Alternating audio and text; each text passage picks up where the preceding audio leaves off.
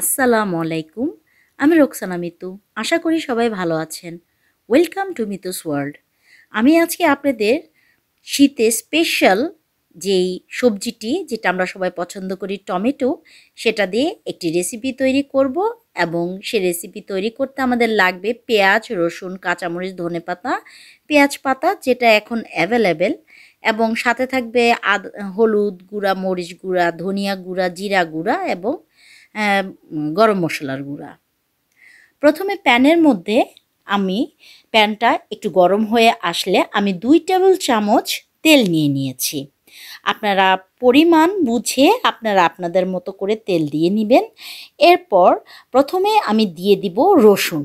রসুনটা প্রথমে দেওয়ার চেষ্টা করবেন, এতে আপনাদের এই রেসিপিটার ফ্লেভার খুব চমৎকার আসবে, যেটা চাইনিজেও করে থাকেন। রসুনটাকে আগে দেন, কিন্তু খেয়াল রাখবেন রসুনটা যেন ব্রাউনি যেন না হয়। সাদা সাদা থাকা অবস্থায় আমি পেঁয়াজ পাতাগুলো দিয়ে দিচ্ছি। পেঁয়াজ পাতা এবং রসুনটা যখন একটু হয়ে আসবে তখনই দিতে হবে পেঁয়াজ।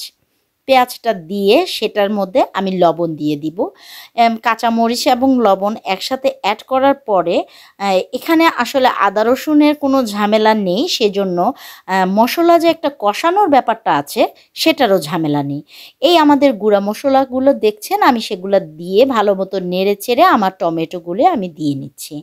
টমেটোগুলো দেওয়ার পরে একটু নেড়ে চেড়ে আমি ঢাকনা দিয়ে ঢেকে দিচ্ছি। ঢেকে দিয়ে আমি দেখব টমেটোগুলো গলে যাওয়ার আগ পর্যন্ত অপেক্ষা করব। এরপর ঢাকনাটা আমি তুলে নিব। এরপরে আর ঢাকনা দেওয়ার কোনো প্রয়োজন নেই, শুধুমাত্র টমেটোর পানিটা শুকানো পর্যন্ত অপেক্ষা করতে হবে। পানিটা শুকিয়ে যাওয়ার পরে দিয়ে দিলাম আমি ধনেপাতা কিছু।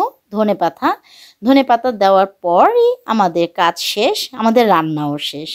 এ হয়ে গেল আমার টমেটোর চাটনি, যেটা আপনি ভাত বা রুটি বা পরোটা এবং পোলাওয়ের সাথেও খুব চমৎকার যায়। তো আজকে এ পর্যন্তই। রেসিপিটি ভালো লাগলে একটা সাবস্ক্রাইব করবেন। আল্লাহ হাফেজ।